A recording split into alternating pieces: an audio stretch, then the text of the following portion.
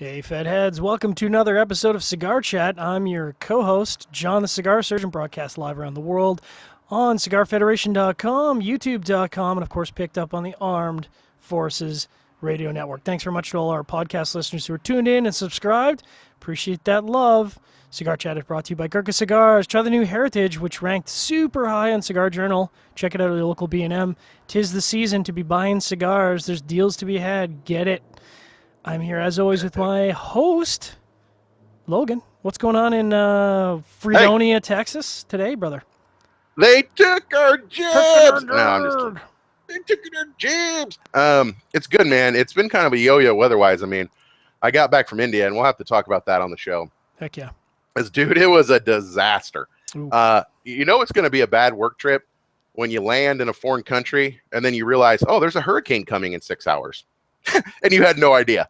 You know it's not going to turn out well. So we can talk about that. I know a large part of India, and we'll talk about it, but I know a large part of India is coastal, but like I do not think of India as being a target for hurricanes, right? You believe it or not, I mean, it's like India is to like New Orleans and like the Yucatan Peninsula as, you know, that, I mean, that's just very close. It's very much like that. And it's only the eastern seaboard, because they rotate around kind of in between the Indian Ocean, yeah, I was like from Malaysia, the and come Indian up. Ocean and the Pacific, right?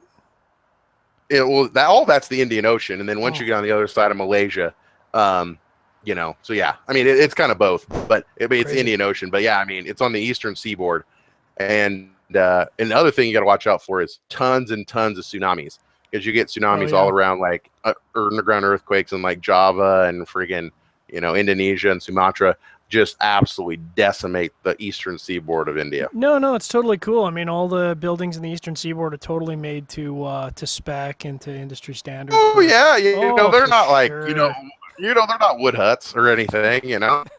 grass huts with wooden stilts, and yeah, it's. I mean, there's so much poverty there, right? Yeah, I mean, but I mean, let me define poverty. Like when I think of poverty, it's people that, you know, are trying to do like, okay, we're going to get in a philosophical conversation here, but poverty is all relative in everything, right? Like you can have someone in the U.S. making $30,000, and I think they're going to live in poverty, because I'm like, how do you just afford to live?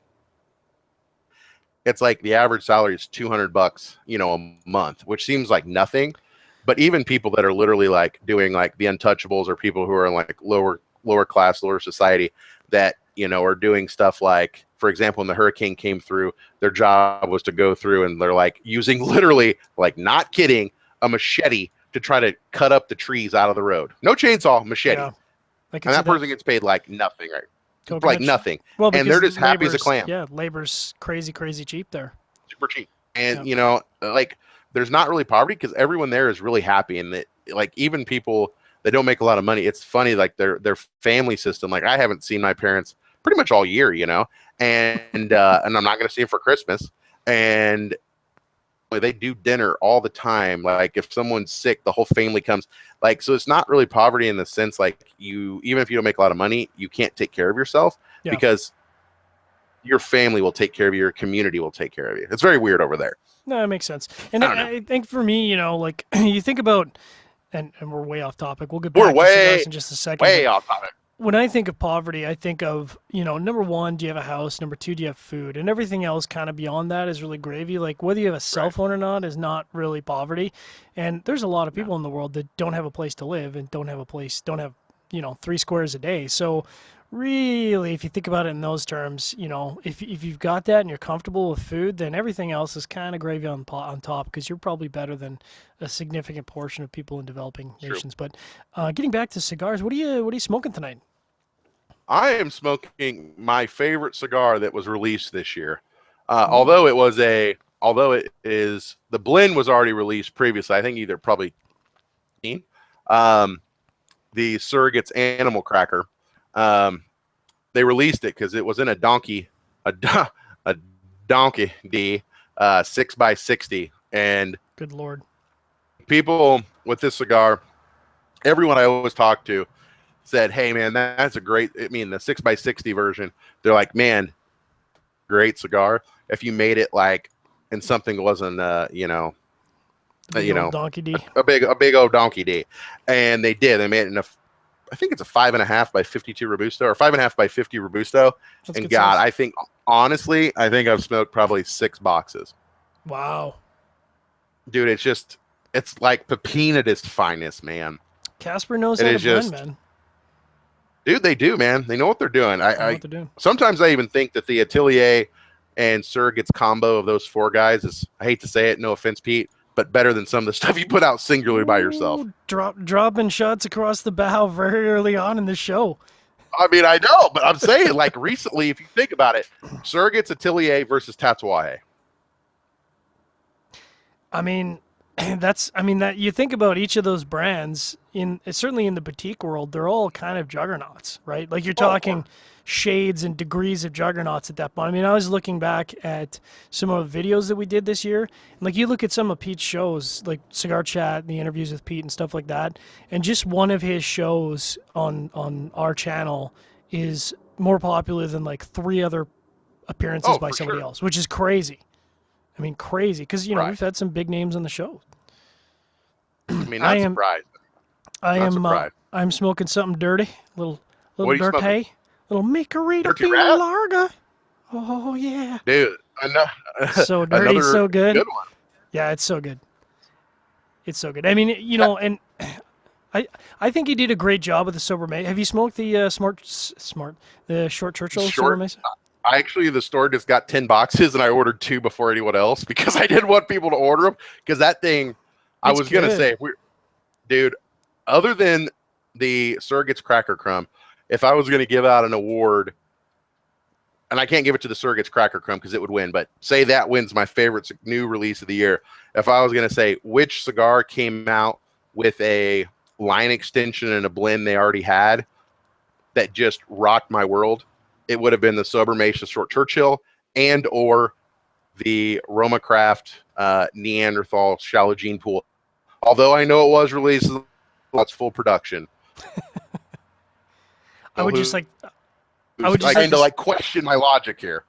well, I would just like to say that there was a lot of people that thought the Short Churchill didn't.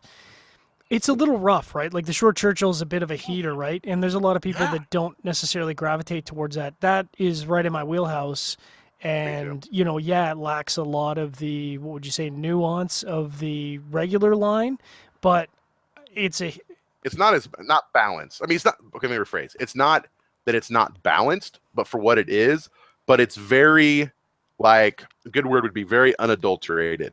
yeah, Like it's not. There's no filter on it. If you want to smoke Sober Mesa and you don't like a kick in the teeth, there's no and you'll lipstick on be that pig. just happy. You'll be just happy smoking the El Americano. Well, But if you Americano. want, like me and John, dude, smoke even the Cervantes Fino, the whatever it is, the 5.5 by 44, Yeah. is also very tasty. But dude, the Short Churchill, and dude, the construction on that thing, I could smoke that thing for 2 hours. Mm.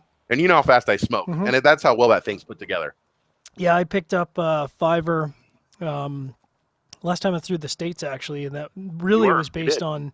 on him talking about it at the show, and I was like, well, if Saka's going to talk it up that much, then it's got to be good, and it Gotta do was. it. It was really, really good. So, of course, we're talking Cigar Chat. We're talking it's kind of our year in review because this is really the Kind of. last Cigar Chat of the year, and It is.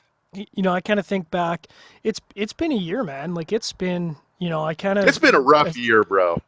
it's been a rough year, but like you think It's about been all a the rough things year. that's happened in this year. Like I was going through and I was like trying to write down what are all the sort of standout events that happened this year that we could talk about. And I basically wrote 3 hours worth of stuff that we need to talk about or could talk about in a 58-minute show, which is that seems like a lot. Yeah. No, it's true, man. I mean, this year was like, and I think for most people that are listening to the show that aren't me, like, and don't have like necessarily a financial community or a store, like, probably didn't impact you quite as much. Maybe, I mean, you read the news, you saw about the FDA, but honestly, like, it was. I mean, I'll never forget. Like, you'll never forget. Like, you know, your child is born, or you get your first job, or you graduate from college, or those big like milestone, you get married. Like, I'll never forget what I was doing on May 5th of 2016 when I heard about the FDA dropping the big one. Yep. I mean, I can remember it vividly, exactly where I was, what I was doing. And it's like, 9/11, not to compare cigars to 9/11, because I mean, obviously no one's died in this, but like it's like, what's going to happen? Are we getting an exemption? No. Are we going to file a lawsuit? No. Okay, they did. Oh, wait. Is Trump going to win? Is Trump going to win? No way, Trump's not going to win. Oh, Trump won. Oh, but is Rudy Giuliani going to be on his, on his cabinet? No. But all these, I mean, dude, it's just like, I just feel sick. It's been so up and down this year about what's going to happen to cigars. And frankly, it's kind of hard to even do anything. It's like, I have this roadmap of all these great names. Like, first off, Lajero by Morning. Nice. Great name. But what am I going to do with that? What are you going to do with it? Like, what am I going to do with it?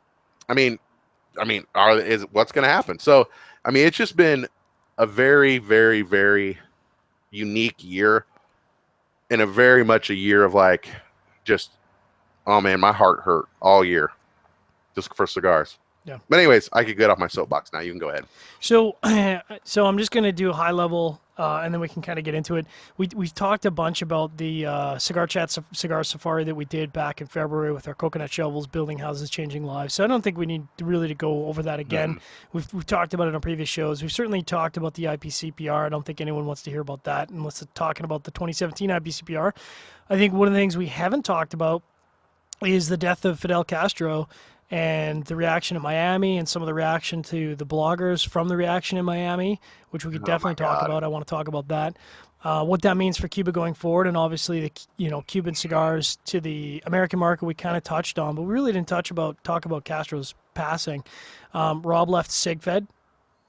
We talked a little bit about that. This has been my first full year at my new gig at Cheap Smokes and Cigars. Which it's been a hot minute. I wanted to talk a little bit about plain packaging, because plain packaging is coming to Canada, and it might.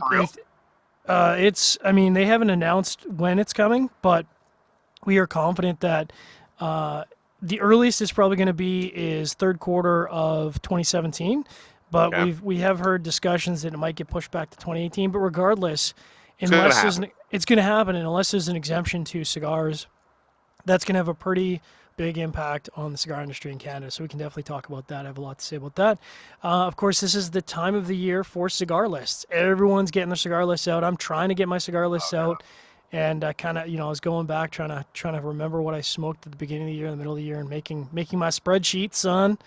And as a part of that, and I see it on Facebook, everyone's talking about Cigar Aficionado's top 25, and there's always a lot of chatter about what it means for the industry, and people talking about it and complaining about it.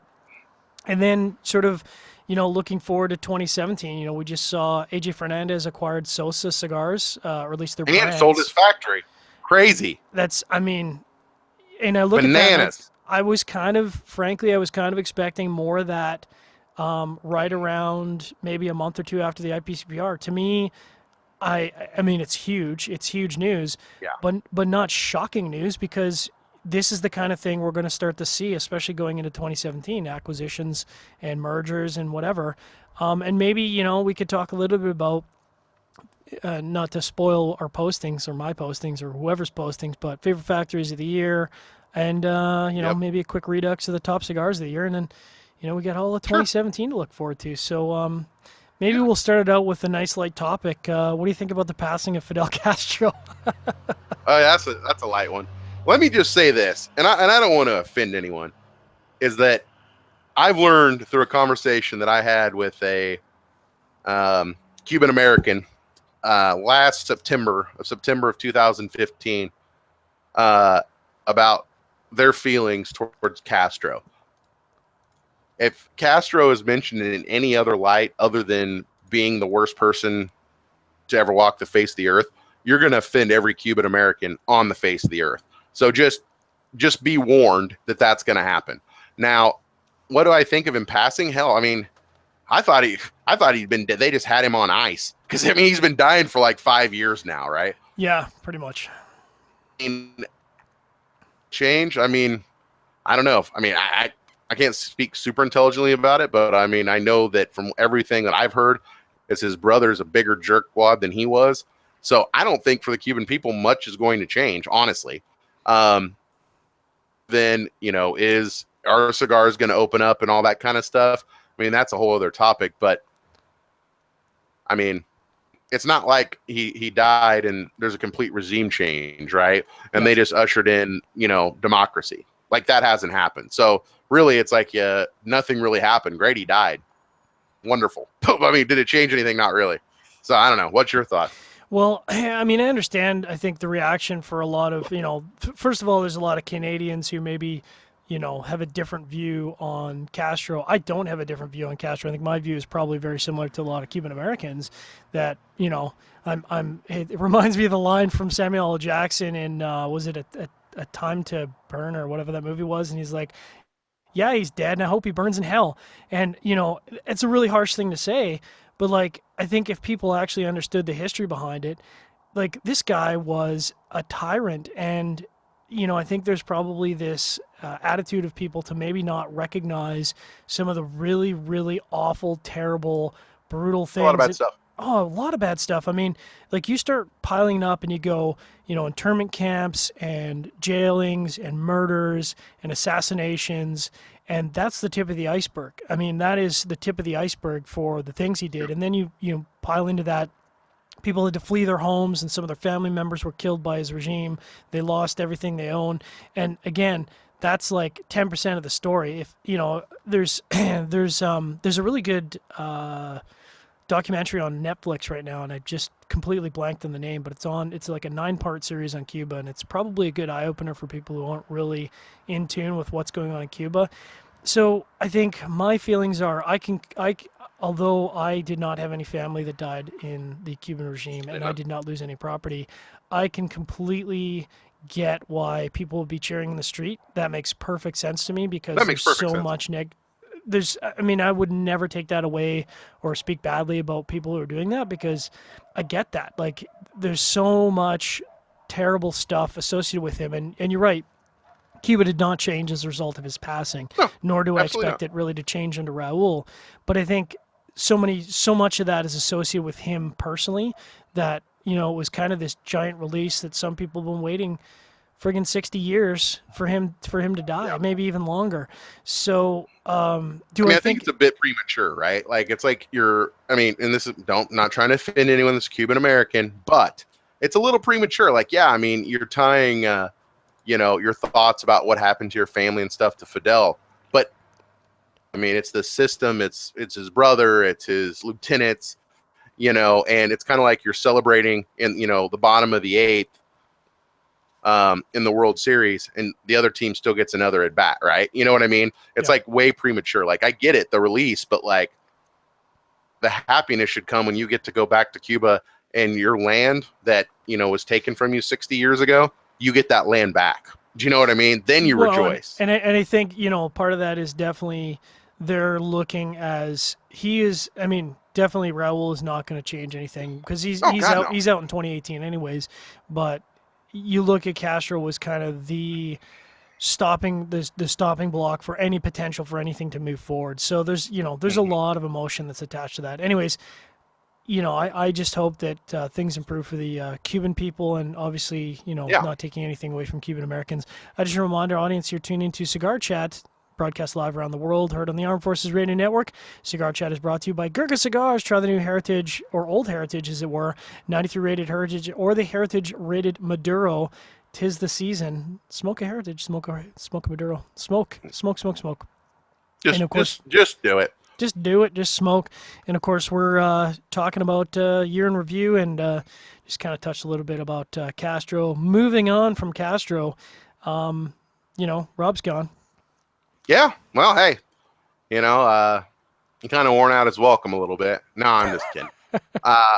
But yeah, no, I mean it's kind of it's bittersweet, like I said in the last show with Rob. It's because we've been working. Rob and I've been doing Cigar Chat for half a decade. And, you know, just one day I realized, whoops, he's going to be gone. And then you kind of, I hope he never watched this episode, because you kind of take him for granted a little bit. Yeah. And all the things like booking the guests and like keeping me on track and all this stuff that I really am horrible at. And then he's gone, you know? So, I mean, it's definitely sad. I mean, it'll definitely not be, I mean, I think Cigar Chat will carry on. I mean, it'll be different, obviously, because he's not there. But I mean, I think IPCPR will be different. I think it'll be weird not having him at, you know, Cigar Safari Trip. But, you know, I think we'll move on.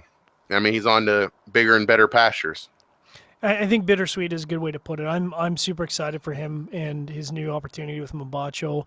And I hope that things turn around in the industry, really, because you know, you look at the timing of that, and it's a tough time. It's a tough time to be getting into the industry, right? I mean, it's a tough time for everybody. Very so I just kind of hope that turns around, and I hope that sort of leads him onto a clear path, either with Mombacho, or maybe, you know, he's with Mombacho for 3 or 5 years and then does what a lot of people do, which is they move on to another company with that experience. Yep. But he's officially in the industry, and like you said, it's bittersweet because you know, I would call him a friend, and it's sad to see him go.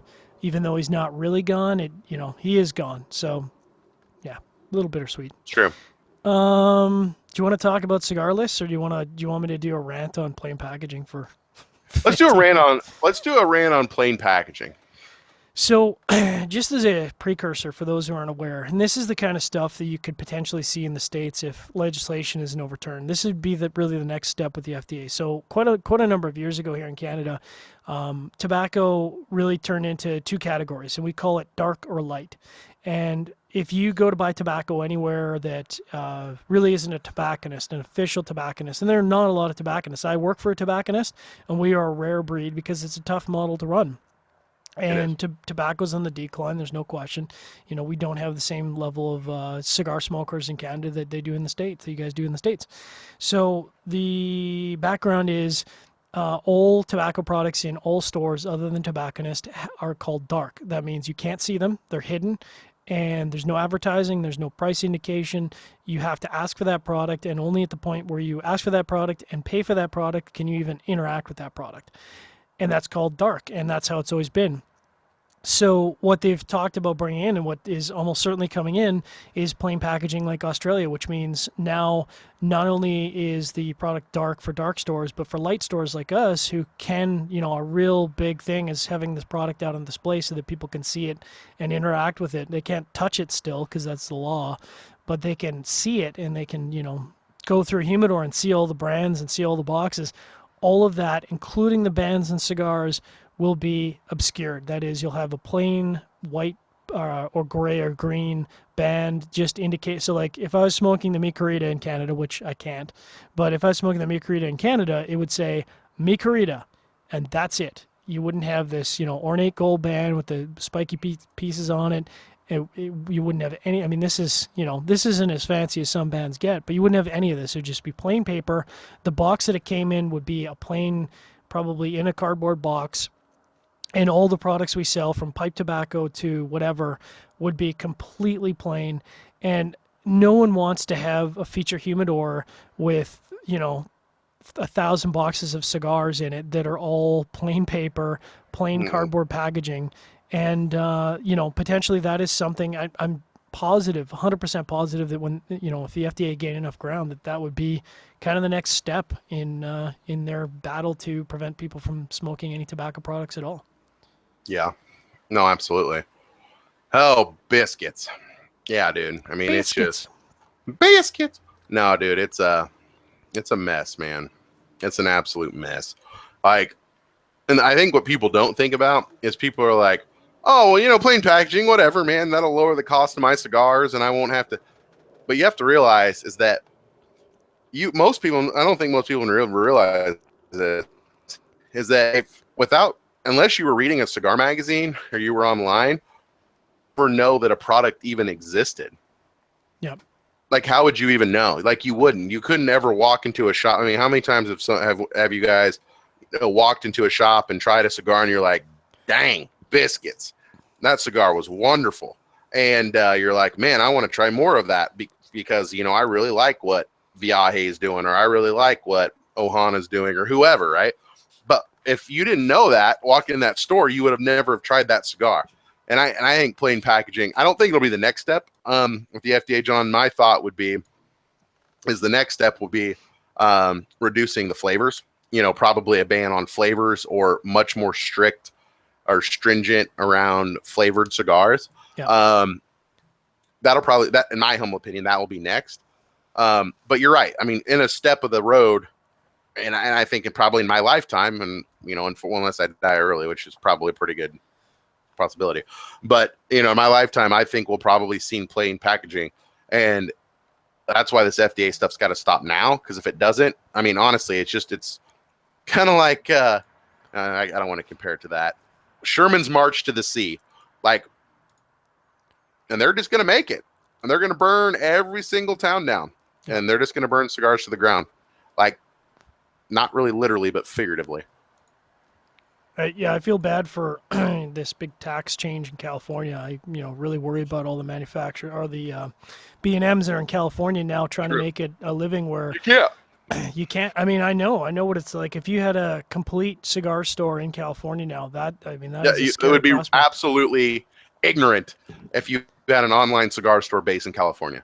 Yeah. If you didn't move to Texas, I think it's West Virginia or Pennsylvania.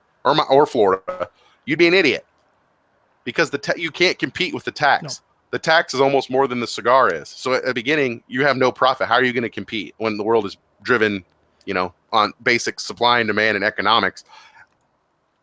Price is going to win. And if you can't compete because you have to pay twice as much tax, you're just not going to do it. Unless you skirt the taxes, then you're going to end up in jail. You can hire a pretty good sales guy, but it's going to be really tough to convince a guy to pay double the tax or double the price of a cigar when he could just go online, click, and get the same cigar for half the price. Absolutely.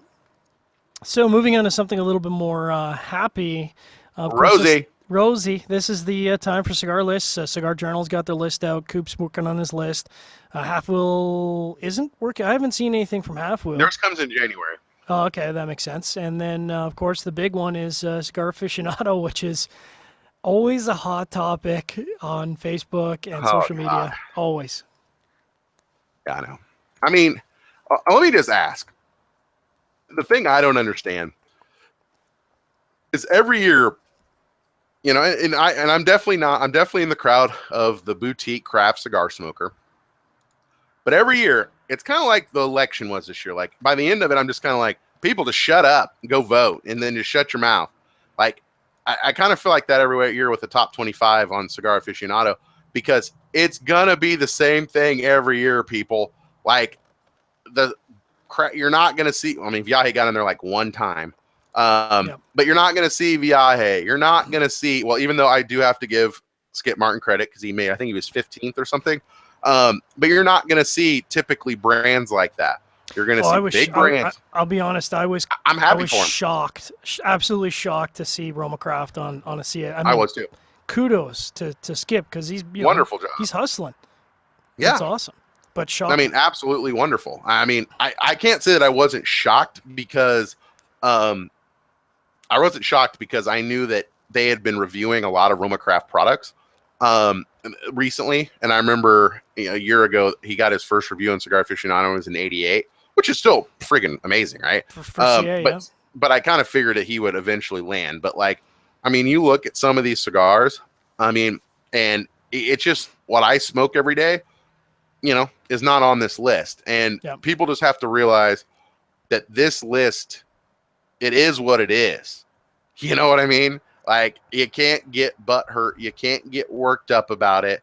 You got to take it with a grain of salt. You just do. I think what's funny, and some of the conversation on Facebook kind of lent itself to, part of the crowd is, like you said, I mean, you can't get butthurt. It is what it is. And then there's the other part of the crowd is like, well, the list doesn't matter. And I disagree with that. And yeah, I've definitely got into some discussions on that because I said, look, I'm up here in Canada, and first of all, you can't really buy Cigar Aficionado very many places anymore in Canada. Like, magazine stores don't even carry it. And even up here in Canada at our stores, the moment the CA list drops, there is a sharp spike in the number of people who are like, hey, do you have the LFD Andalusian Bull? And it's just like, bro, really? And like, yeah, I want to buy the Andalusian Bull. It's like, do you even know? Have you know what that is? An LFD cigar ever? Oh, yeah. Yeah, I did. Absolutely. Like that's, and if people say the list doesn't matter, let me qualify this, is that it all is a matter of perspective. Like someone that's like a cigar nerd that's smoking like Mike Ritas and smoking like Foundation stuff and Espinosa stuff, does it matter? Absolutely freaking not. Nope. To Joe Smoker, who doesn't know anything about cigars, does it matter? Potentially. Potentially. But as a retailer, and most people don't come at it from this perspective, is that when, I don't even know how to say the cigar because I haven't even smoked it yet, the Andalusian Bull, dude, I can't tell you how many emails I got saying, hey, are you going to carry this cigar? Yeah. Like, we don't sell crap of LFD. Like, I probably sell maybe 10 boxes a year, and that's across all their lines and their facings. They have a ton. And that cigar is going to be back ordered for, honestly, probably the next 6 to 8 months. Yeah. But now, what's funny is that you look at, what was last year? Was it the Oliva Milano? Yeah, that's what it was. You saw that cigar last year was number one. What was his name? Joe or whatever on CigarChat. Very entertaining, by the way. Very entertaining guy. But now I hear things about how people, like, they over-ordered. I mean, they overproduced that cigar and they can't get rid of it anymore. They can't sell it. So it's a very cyclical thing. It's very similar to like when a new cigar comes out, people go nuts, they smoke it and they check that box. So yeah, for retailers, it's great if you've got a good relationship with LFD and you've been their customer for a long time and you can squeeze that radish and say, hey, I need 10 boxes of this. Then yeah, you're going to make a nice little profit because people are going to be coming in. But at the end of the day, it shouldn't make or break your deal if you're on that list. Yeah. I don't know. It matters. But it matters. It does matter. It does matter to B&Ms, just so people know. It does absolutely matter to B&Ms. Absolutely does. Yeah. I mean, just ask Skippy how many calls he's gotten once the aroma craft showed up on Cigar Aficionado. He did a great job of posting about how people wouldn't give him the time of day, and then now he's getting calls from people that said he'd never do business with it. Mm-hmm. It's true. It really, for a brick and mortar retailer that's more traditional in the sense that they don't carry a lot of craft cigars or boutique cigars, then it does matter. Absolutely, it matters. Absolutely. Just remind our audience, you're tuning into Cigar Chat, broadcasts around the world on the Armed Forces Radio Network. I'm your co-host, John the Cigar Surgeon. This segment is brought to you by Cigar Oasis. Cigar Oasis is the leader and innovator in cigar humidification. If your cigars are not protected, what are you doing? Go to cigaroasis.com, go to your local B&M, talk about Cigar Oasis products. You need to set it and forget it. And forget it. Set it and forget it. I love Cigar Oasis products. It's nice to do a spot for a product that I really believe in. By the way, a product that I really believe in, and I'm not paid for any of this, by the way, but I just picked up the new hotness, because I got some cutters, but I've been doing strictly V-cut. Got some cutters? Got some cutters, and I've been using strictly V-cut now for coming up on maybe 2.5 years, and really, yeah, and I love it. I love big ring gauge, but you take talking about Neanderthal, you can't really V-cut a Neanderthal. No, it's a little tough. It's a little tough. Now I know Skippy doesn't, he recommends just doing that little razor cut off the end, but I like my V-cut. And the nice thing about this is the new Lotus Jaws V-cutter that it is like 4 hours old, and I've already put it to work. And this bad boy will cut up to, I want to say a 64, maybe a 70. I think it'll actually... That's ridiculous. It's rated for a 64. I think it'll actually still nip off a 70 ring gauge. So this is kind of going to be my new tester for a little while. It's got like the serrated blades on there, which is supposed to help prevent crushing the cap, because I think part of the issue with a straight blade is you can kind of compress the cap. So I'll try this out, but obviously, the color is hot. It's got that fire. It's pretty nice, dude. I'm not gonna lie. I'm definitely liking it, man. He's tight like a tiger. It's pretty tight like a tiger. Tight like a tiger. So moving on, because first of all, we've got an audience question that I've kind of been keeping for this particular part of the segment, and this is a little, shall we say, self-aggrandizing, but I'm gonna ask it anyways. And Michael King wants to know, Logan, what was your favorite color project release this year? Oh gosh. I only have one child, and people say, "What's your favorite child?" I'm like, "Well, I can never pick between them." That's not true with the colored project. That is not the case. But I do. I mean, I think we're nearing, like, up until this point, I'd have to go back and count, but I think 8 or 9 different. Well, actually 8. I think 8. 9 different releases, and there's 2 that really stand out for me.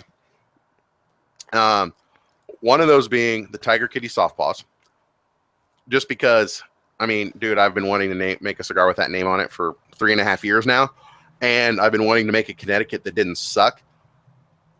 For the last, I don't know, probably 3 months, I've started my day with a Tiger Kitty Soft Paws every day. That's my first cigar of the day, and it just, love it. And then my other favorite is Michael Hunt. I just love that cigar. I hated the name. And absolutely hated the name, and I need it kills me because it's so good. It's good. I've smoked. It's a great cigar, man. I think I got a 10-pack, and I think I've smoked through 6 of them already. So it's good. I enjoy it. I mean, so I like them all. I mean, I'll rotate them all in. Not all of them are designed for my palate, to be honest, because if I just make stuff that's designed for me, I'm pretty much excluding a bunch of the market.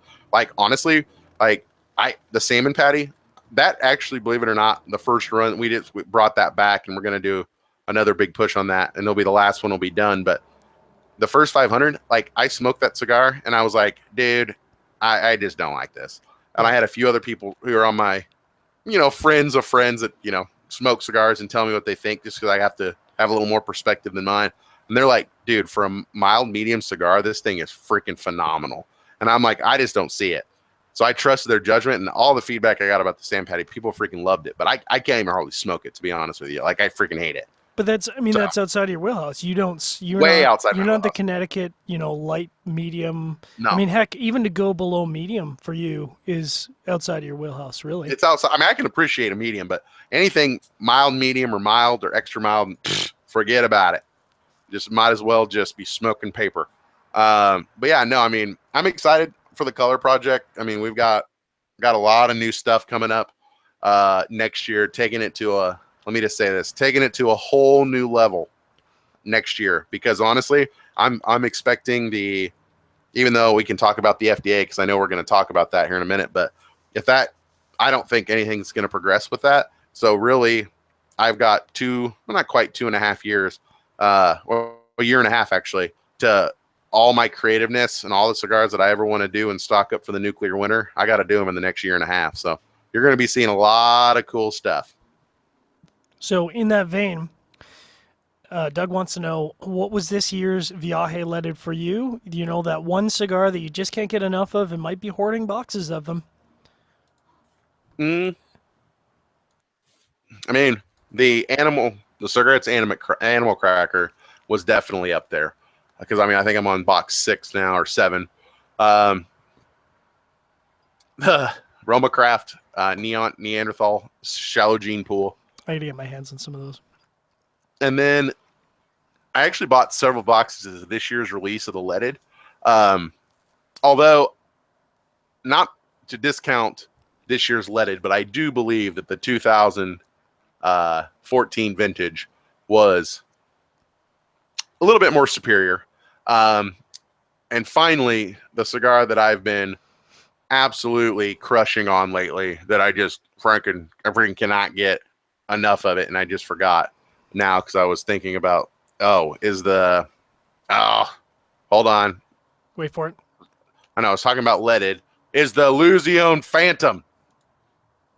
I'm so glad that cigar came back, because just good night. What a wonderful cigar. But yeah, so that's what I've been raging on. I mean, but really, the cigar that I've been tracking down, and well, it's kind of hard for me to say I'm tracking stuff down, because I've got pretty much anything I want at my fingertips. But yeah, I mean, probably I have bought a box of Illusion Phantoms, because SigFed's been out for a long time. I did buy a box of Illusion Phantoms from another retailer. I will admit that I did that. So I would put that as my Viaje leaded. Well, because I will buy sight unseen a box of Viaje leaded, no questions asked. So, and I think I touched on some of this during the Saka show, but for me, Protocol, I mean, I don't think there's any question that I got a huge raging love on for the Protocol Lancero. You do. It's special. The Nomad Martial Law, which I know you're not a huge fan of, and you know why I think you're not a huge fan of it? Because it's smack dab in that medium plus category. Yeah, yeah, maybe. I mean, I like what Black Label's doing though. Yeah, you Like do. I You do. really, I mean, and I love. that's what. I've got a Bishop's blend that's waiting, and I think it's going to be tomorrow because I want to smoke it to get it into this year's top list because everyone's been talking about it. I mean, it got like It a was a great cigar. 94 on half wheel, which I was like, okay, now I really got to smoke this. And I weaseled hard when I was down. I was like, James, you got to give me a Bishop's blend, brother, because I can't get my hands on them. You got to give me one. And Gotta look it he up, bro. hooked me up. He hooked me up, so I'm really excited to sit down with that cigar and see because I love everything that Black Label puts out. I mean, everything that Fred has put out from Nomad, I've loved everything that Black Label's put out. So I'm really looking forward to trying that. I've been raging a little bit on the Hoya Blacks. I haven't been raging on Hoyas in a while. I raged pretty hard on those Cuatro It's a good cigar. Cincos. That's their best cigar. The Cuatro Cinco is incredible. No. And the re-release was incredible, but the Hoya Black, which I think It's just good. got, it's funny because I think Half Wheel gave it like an 80. It was an 88 or an 86. It was an 86.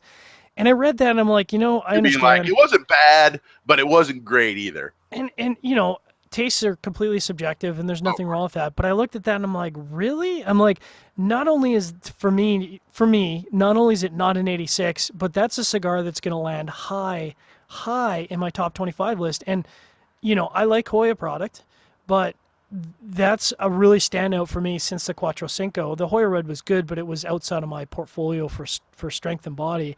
But the Hoya Black was like everything, San Andreas, delicious, fantastic, love it. I was raging hard on the Robert Holtz Southern Draws. They're okay. The Quick Draw Broadleaf and the Pennsylvania Broadleaf. That is a good cigar. And I was shocked because I'm not a daily Connecticut shade smoker. His Connecticut shade Quick Draw was probably as good as the Broadleaf or better than the Broadleaf. And I say that as a Broadleaf fanatic. It was phenomenal. So I've been raging a little bit on those. And can I ask you a question? Yeah, I got a one question for you. And it's not because I want to hear your answer to it because I don't know. I'm curious to hear your answer to it. So right. Okay, so yeah, I'm very excited to hear your answer. Here we go. The Hoya Black, yeah, pretty good cigar. Like, and no offense against Hoya. I love Hoya. I love Juan. But they're I wouldn't call them necessarily boutique, right? They're very domestic. They've got kind of their core lines. They haven't. 48 years. Yeah, 48 years. They've got the Antonio, the Cabinetta, and the stuff that just sells really good. And they've been trying to do some more new age stuff with like the Hoya Red, the Cuatro Cinco and stuff like that. My question would be, is let's say someone kind of boutique-y, like for example, let's say like a Nick Melillo did the Hoya Black, the exact same blend, and called it the Foundation Black or whatever. Yeah. Would people like the cigar more than the Hoya Black? That's a good question. I think it's a fair question, and I think they would. I think they would too.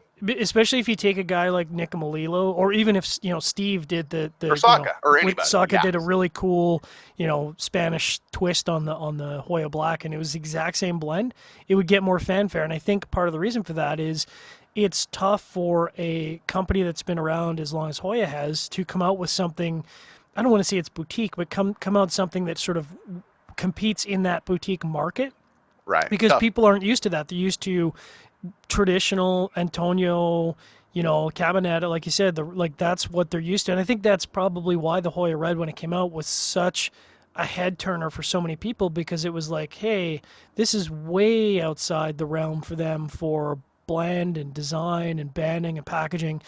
And so I think the unfortunate part of that is, although I'm sure they have good sales and obviously a lot of people flock to them to do blends through them, they don't necessarily get the same fanfare as the Viajes and the Illusiones of the market, which is kind of sad because they've got some great tobaccos to work with, and they've, like I said, that Cuatro Cinco, man. I know you're not you thought it was good, okay. I love that cigar. That is probably going to go down as one of my favorite Hoya cigars ever, and yeah, I think if they were a boutique manufacturer, they would definitely be getting a lot of more fanfare. But just a reminder to audience, you're tuning into Cigar Chat, broadcast around the world and on the Armed Forces Radio Network. This last segment, is brought to us by who, Logan? Our good friends at Drew Estate.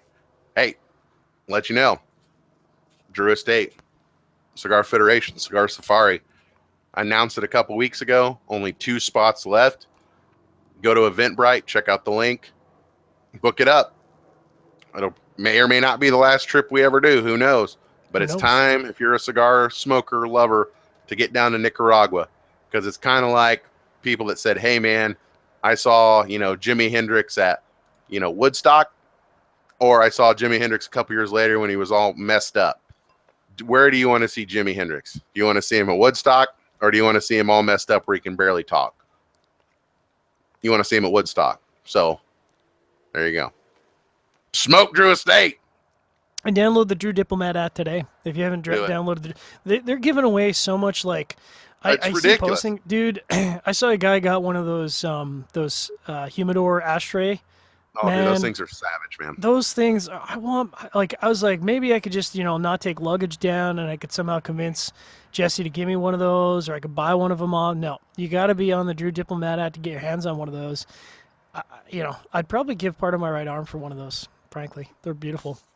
But moving right along, because we've got about 13, 14 minutes here. So, we talked about favorite cigars of the year. What do you think are the standout factories? Because, last year we had some pretty big standout factories, and some of them were boutiques. What was your standout factories for this year? I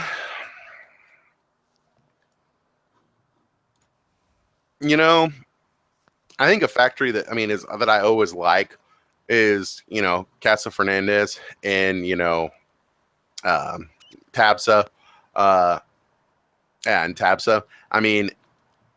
They usually put out a lot of great cigars, but between the the Illusion Phantom, between all the new Warp stuff, by the way, all the new Warp stuff it's pretty good. I hate to even admit it, but it's pretty good. I'm to the point where I'm almost smoking a Corto every day. Like, I need to get more. Yeah. Yeah, I think Tabs is definitely a standout, and I think Roma Craft, was another solid factor, but they've always been solid. But I think what made Roma Craft more solid this year is because up until, starting beginning of this year, they really didn't produce anyone else's blends. Yep. It was just kind of their own stuff, right? And this year they put out the Wanderlust, which is an exclusive to Germany. They put out the Have you Fable. smoked the Wanderlust? I did. What'd you think? It was way Cuban-y. outside your wheelhouse. It was Cuban-y, and I got my hand slapped because I was like, kind of tastes like Cuban. I go, it tastes like there's Cuban tobacco in here. And Skip's like, well, it's not taste. It's like the aroma. And I'm just like, oh my God, just shut your face. But yes, I thought it was solid for what it was, but it was definitely not something that I would gravitate to. Yeah, he's doing the Fable. He's doing all the Pon, however you say it. Yeah. And then Esteban's doing his own line, Juana Mario, or however the hell you say it. So, to be able to keep the quality of the Roma products, the core lines where they are, with introducing all that, that's just another hats off to Skip to show, his ability to, kind of continue to dominate the cigar industry and kind of reinvent themselves and kind of broaden their portfolio every year. So, I think for me, those are kind of two factories that, I think did a solid job this year. I would agree. I think, spoiler alert for those who are looking for my posting, Roma Craft's factories, Nico Sueño is going to be on that list for really all the reasons that you said. I think, they've been consistently producing great product, and now that they've got other brands coming out of the factory that are also coming out to great fanfare, I think that just shows the trajectory that they're on, and I think, absolutely candidate for Cigar Factory of the Year. Yeah. Tabso is going to be on my list for sure. Just because, beyond the Warp stuff, they did some collaboration with General. I don't know if you've smoked any of it, but I had the chance to sit down because I'm hoping to get them done this year. I don't know if it's going to happen, but the new the Hoya was really good. Surprisingly really, really good. Black Label Trading Company is going to be on my list. I forgot about them. But that would be that would almost be biased, so I can't really say them. But they had a good year. And because I don't do business with Black Label. Well, that's not true. I do business with Black Label because we carry them at our stores now. And the reason we carry them at our stores is because they're freaking good. They're good, And man. I think same thing with James is they've kind of their factories solidified now. They're starting to do a lot of projects for other stores, store exclusives. They're doing obviously the Color Project or the Crayola Project, as it were. For Dude, that was such a I screwed that was that. great. I screwed Crayola that pitch Project, real bad. Sacco, man, he So much nailed it. better, dude. And they've been nailing on all cylinders. And last year the hotness was Espinosa Lazona, and I gotta say, again this year, and I had the chance to smoke a bunch of stuff when I was down in Miami with Hector. It was all really, really good, and I think they're going to continue to take that strength into 2017. Just absolutely, like I don't know, no. man. I don't know. Like, you think so? Mm-hmm. Like, I mean, I think Lazona. I mean, much love for the guys at Lazona. I felt it was a much better year for them. I mean, gotten too big, like to where they're outsourcing half their production to AJ. You know what I mean? Like, and half the stuff's not even. Is it AJ? It's AJ, right? Right? Like, You kind of cutting out there, bro. can you? Well, aren't they outsourcing all their EO brand stuff to AJ or whoever it is? That sounds right to me. But That's that's what I really just thought. But that's. yeah, I mean, Go ahead. go ahead. I was just gonna say, but I think that's really a sign of just how much stuff they're doing out of the factory now. Like they're really, Yeah, I but think they're really getting to the point where they need to have a bigger facility. yeah, but that's almost like it's almost getting a mass market.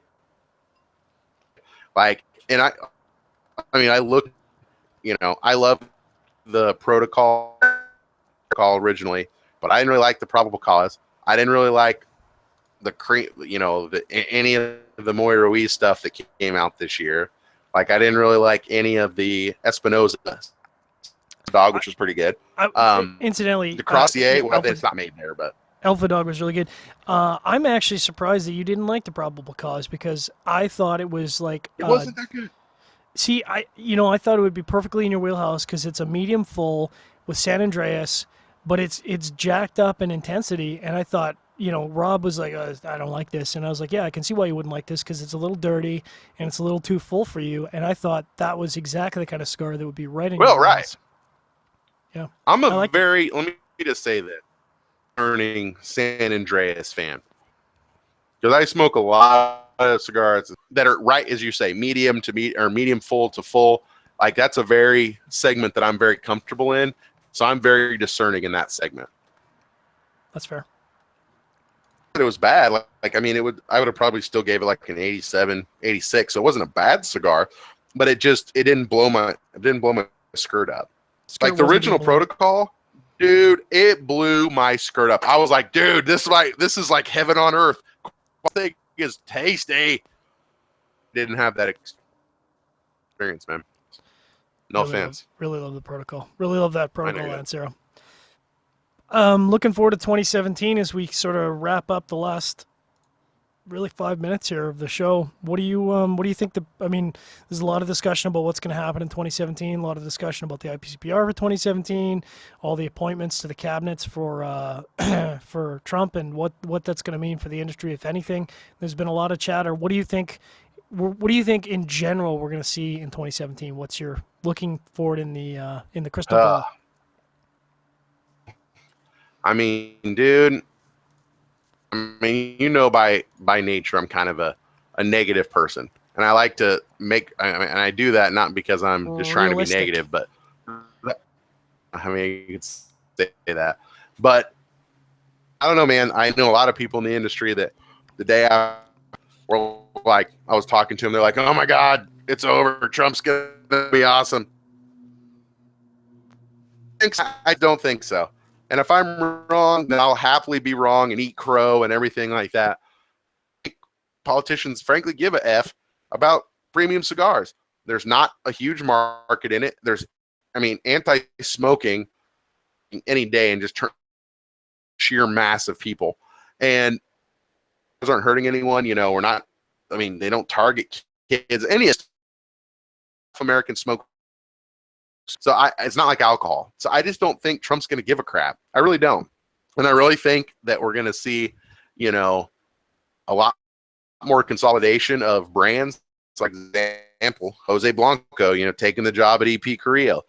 For that, we're going to see a lot more brands that are going to get bought like Sosa. And I think we'll see a lot more consolidation where IPCPR is going to be kind of very much a brave new world. I would echo that sentiment. I think we're going to see a lot of acquisitions before the IPCPR. I'm not sure if, because I was kind of thinking, we're going to see any brands kind of shutter and close down before the IPCPR. And I kind of think what's going to happen is the IPCPR is going to be maybe a little, but I think the IPCPR is going to be the last kick of the cat for some of the smaller manufacturers, some of the smaller boutiques.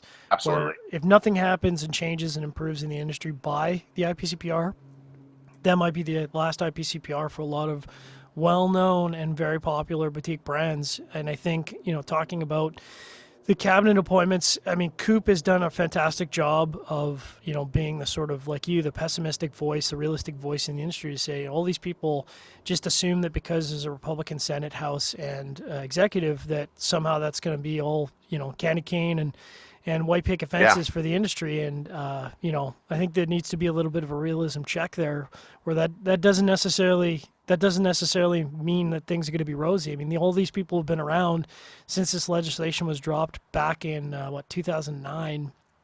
And they've had every opportunity to, at least some of them have had every opportunity to block it or try and do everything to stop it. And they really haven't in a lot of cases. They haven't done anything. They haven't done anything. So I think, for me, I kind of look as once Trump is inaugurated, really that first 120 days is when something's going to happen. Then he'll do it. If he doesn't, it's not going to happen. I agree wholeheartedly. Is that what you're going to say? That's exactly what I was going to say. You got a 90 to 120 day window. And this is what I'm saying to all the people out there. If you don't see, and I don't mean like softening where they're like, well, we'll talk about it or we'll, put a legislation forward and consider it. If you don't see action, a significant change and turnaround in the FDA legislation, or the FDA itself, in the first 90 to 120 days of 2017, that's it. It's not going away. It really isn't. And I would encourage people to keep that in mind, that when the next cycle comes, when the re-elections happen for the House, the Senate, halfway through his term, that people keep that in mind because, you got to vote for, a lot of people are voting for the people that will support them in the industry. And I think they got to keep that in mind, that if these people do not support you and your industry, that I hope you vote accordingly when the time comes to check that in, what would that be, 2019? God, that's a long ways away, 2019. It seems like a long time. It seems like a long time away, but it's not. It's halfway through his term. So 90 to 120 days, you better look for significant movement in the industry. And if you don't see that, I don't think there's going to be any change. You're not going to see it. No. So, yeah, perfect timing. Well, so as a sort of closeout for Armed Forces Radio Network, I want to wish everyone a happy Christmas, Merry Christmas, and a Happy New Year. We'll be back in the new year. I don't know who we're going to have on for a guest, but we'll have somebody. And it's been an interesting, sad, exciting, shocking, and all of the emotions under the tree for 2016. Any closeout words for our 2016 episode of Cigar Chat? It's been an interesting year. I mean, like every year we appreciate, without, people out there listening to the podcast, participating in the forums, the chat, although I hate the chat, and just supporting us. I mean, there would be no Cigar Federation. So obviously appreciate the support. Looking forward to next year, and until our next show, hope you have a Merry Christmas, Kwanzaa, Hanukkah, Festivus for the rest of us. And we'll see you guys in 2017. And thanks for everyone on the Armed Forces Radio Network who has been entertained for this 58 minutes. Hope you guys get to enjoy a little bit of Christmas, maybe talk to some family, write some letters, some rack time, and enjoy a good cigar. And we'll catch you in the new year. Peace.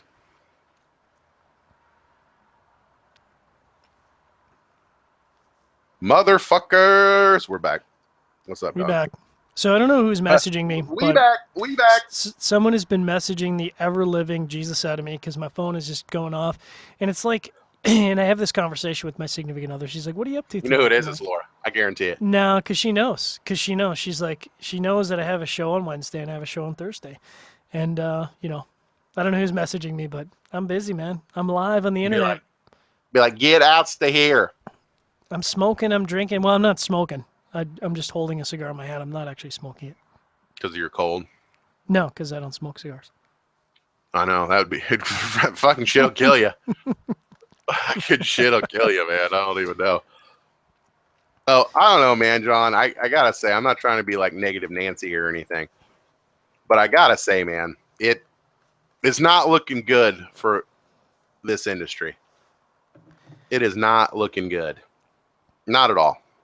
Not looking good. I mean, it's not looking good. I mean, it's tough because I'm getting it from two fronts. I mean, all the things that happen in the United States, especially with blends and brands and what's impacting the United States, trickles down to Canada. And I mean, on top of all the other things we have to worry about up here with all of our legislation, our taxes, thinking about losing boutique brands or other major brands in the market is seriously a kick in the pants. And I mean, it makes me sad because, like Black Label just hit the Canadian market later this year, pardon me, just a couple months ago.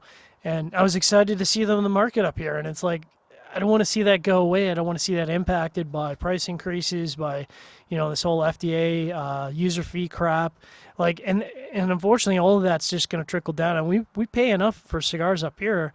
All this FDA stuff is just going to, it does mute my happiness and enjoyment when I go out and smoke a cigar to think this is the kind of crap that's happening with our industry. I know. It's very true, man. I mean, it's just, not to dwell on it, but yeah, I mean, it's just it's a kick in the cojones, my friend. Mm-hmm. Very much a kick in the cojones. But I mean, at the end of the day, let's just hope that, something happens.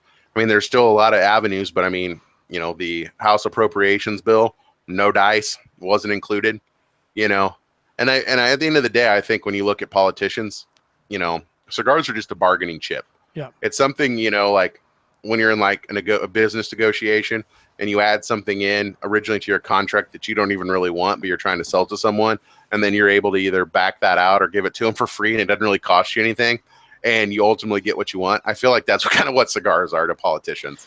You know what I mean? It's not a first line priority. We're not talking about corn agriculture or beef. Like it's such a small segment of the market that unfortunately, like you say, when push comes to shove, it's a bargaining chip for something else. It is, which is really unfortunate because I love cigars. Yeah, I do too. I mean, and I love the people in the industry. It's true. I mean, what do you think about? Because I've seen recently there's been like a couple of new companies that have launched cigars that I've never even heard of before. Like, what are these fucking clowns doing?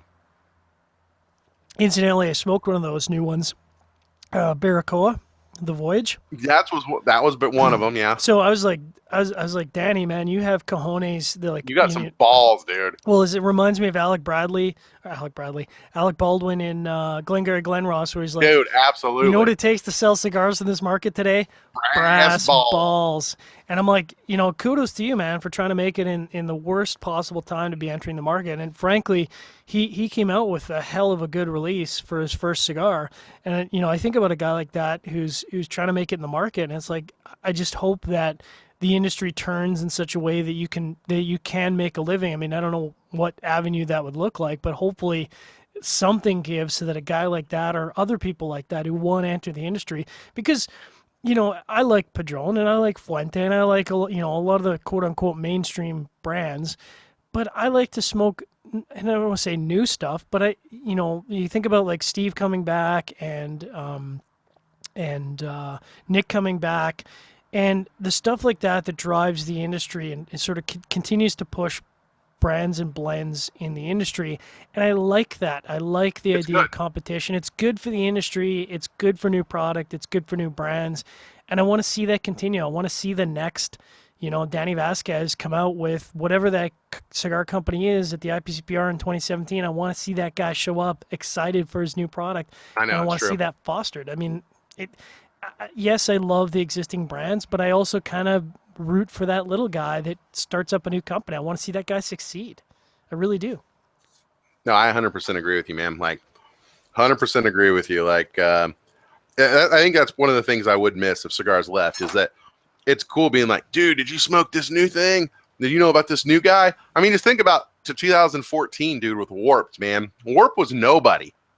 And now we're sitting here being like, dude, this guy is like a force to be reckoned with, Yeah. right? Everything he's I mean, think released has about been Skip outstanding. 5 years ago. You Yeah. know, like, I mean, every cigar company started somewhere, right? Pete started somewhere. Dion started somewhere. Like, and that's what I'm going to miss. I'm Yeah. definitely going to miss watching people's evolution as a company and their blending evolution. That's going to be, it's going to be sad.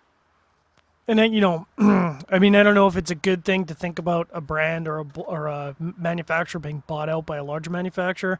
Part of me says, well, some of that's going to be inevitable, as you know, Right. unless things improve, there's going to be people that are going to have to exit the industry because you know they'll look at the trajectory of where that's going to land in 2018 and say, well, this is my last chance in 2017, and you know, when that drop dead date hits in 2018, I just don't have the cash flow to keep that I going. just can't. Yeah, Yeah. exactly.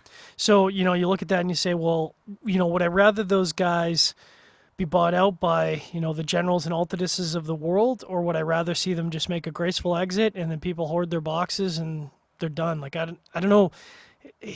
It's tough, right? Yeah, I mean, it's tough. The question is, even if it gets bought by a bigger guy, that it won't be the same, right? I mean, it's like, Mm-hmm. you know, anytime you have a company that, you know, any company that's bought by, I mean, people love Goose Island, right? And is bought by Anheuser-Busch. They still operate, you know, under the Anheuser-Busch, but everyone's like, dude, it's not the same. Or somebody like, no offense, John Huber, the Las Calaveras 2014, he swears it's the same blend as La Imperiosa, but people are like, it's not the same. You know what I mean? And it's just like, people are going to do that. So really, even if you buy it, like, it's not the same. Or people are going to assume it's not the same. So I don't know, man. It's fucking frustrating. And I just think yeah, you're right. I mean, we literally, yeah, 190 to 120 days. And if something hasn't dropped, then at that point, the only hope is litigation in July, which frankly, I don't expect to go anywhere fucking fast. No. So, Now, I do have to say one of the sort of surprising buyouts, which was now a couple of years ago, which was Drew Estate being bought out by Swisher, and I have to say, I am both happy and surprised that you really haven't seen anything how much? change. No, it's still the same. I No. mean, in fact, you know, arguably, really between the end of last year and this year, with you know, you got the All Out Kings, you got the Swamp Thing, you got the Herrera Miami edition. You got all the new piggy sizes. You got the Underground Shade. All these Yep. new products continuing to come out, just like it was, you know, things like normal. Yeah. I mean, I would actually say that um, the departure of Nick Melillo was more damaging to their company than being bought by Swisher. Yeah, Would you agree with that? yeah, I would agree with that.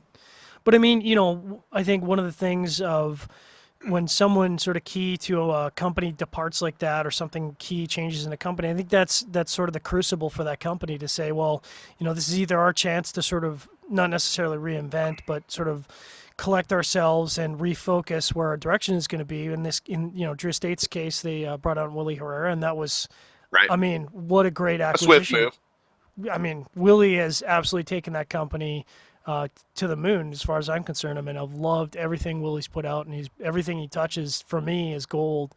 And Right. you know, you just kind of hope that that sort of fight spirit continues with the industry in 2017. I mean, part of me, you know, I'm not a pessimist per se, but I'm a realist, and I say, well, you know, that 90 to 120 day window, I do really hope that you know the people that Trump has put in place make positive changes to the industry, and you know the best case scenario is they just abolish all the legislation that's going to happen with the FDA. Do I think that's going to happen? Probably not, but if something positive can come out of that, then enough to let the companies and the manufacturers continue to do what they do for the foreseeable future. I mean, you can never guarantee that for the next 5 or 10 years, No. but at least get another 2 or 3 years out of it would be, you know, business as Would be usual would be ideal. nice. Yeah. Yeah, it'd be ideal. I don't know, man. I mean, we'll see. I mean, I think you're right. I think by, you know, April, May, we're going to have a pretty good idea where this thing's going. And I think that when you said there's not going to be a lot of people closing shop or, you know, a ton more consolidations before IPCPR, I'd like to think that there probably will be, because I think people will start, you know, it's crazy to me, but like a lot of people in the cigar industry are very much put your head in the sand kind of people, Yeah. and don't really get, I don't think necessarily get or are wanting to acknowledge the ramifications of what this could be. And I think once they see that, oh my God, Trump hasn't done anything, I think a lot of it will start sinking in when they're like, man, I got to invest $100,000 on this new blend for IPCPR come March or May, so I can make sure it gets done by the time, August. And I think people are really going to have second thoughts about cutting those checks. Well, look at how many people weren't prepared to pay the user fees that were Oh, due exactly. this month, right? Like you have to have, Yeah. you have to have all your regulation, all your paperwork in. Is it December? No, it's not December 31st. They It's like extended December it. It was 29th. December 30th. It was the 29th, but they extended it. Oh, okay. But I mean, there's so many people that are not, and we're Oh, and not I'm at ready. all in any way prepared for that. Oh, yeah. I mean, I just think people just don't get it. I mean, I don't know. I mean, it's going to, as my dad says, this will separate the wheat from the chaff. Yeah. And we'll see who kind of shakes out on top, But I don't know. I mean, it's just, let me just say, and I haven't told a lot of people this year, but this was the first year that cigars wasn't as fun. For me, cigars have always been fun. This year, not saying it wasn't fun, but it was a lot less fun than it was any other year previous. And maybe that was sort of the vibe we were picking up, because we talked about that about the IPCPR, is that in the past the IPCPR has been kind of, I mean, yes, it's a trade show, but it's also an opportunity to meet up with people that we know and hang out and talk. And I think for the first day or two there was really this sort of doom and gloom over the entire show, and certainly Very much. this trepidation of what's going on in the industry, and it's sapped a lot of the energy out. And I hope that, again, I hope things improve before the next IPCPR. But I think if they don't, this it's going to be an interesting show. The 2017 show is going to be very interesting to see how people react and see some of the manufacturers that didn't show up for the 2016 IPCPR, whether they're even going to bother to show up for the 2017 IPCPR. Yeah, it's very true. Very true, my Canadian friend. Did you get all the shopping done? Yeah, dude, I'm not a big guy. I'm not big on Christmas, but yeah, dude, we get their family's Christmas list like in late October, early November. So I just busted that shit out. So, I mean, we had to buy a few like knickknacks and shit, but other than that, we've been done for months. I got to say, God bless Amazon. No, yeah, man. It was the easiest shop. I really committed to do almost all my shopping online this year. And what it did, because Christmas for me, and I don't mean to be poo-poo, but I end up being poo-poo, because Christmas for me means a lot of stress. Work is crazy. Sure. Tons of family commitment that I have to organize and sort of, manage. And then on top of that, you got New Year's plans you got to manage. It ends up being a pretty stressful time of the year for me. So if I can take out the shopping aspect of that, put that online, and have packages delivered on time without me having to brave the crazy malls, and they are crazy, and do the wrapping and all that stuff, and have that all done for me, I'm super happy for that. Yeah, legit. I agree, man. Everything we did was online, 100%. Nice. So I'm excited. We're gonna have to talk when we come back in the new year. We'll talk about the fabulous loot that we got for Christmas, because it's all about showing off that loot. And I don't know if I'm gonna get any cool cigar stuff this year, because I'm kind of, I got kind of cigar. You got tons of stuff. I got tons of stuff. It's stuff to buy for me, unless they're buying me cigars, and I don't think anyone's gonna buy me cigars. So it'll be interesting to see what kind of loot. I'm totally down with toques and shirts, though.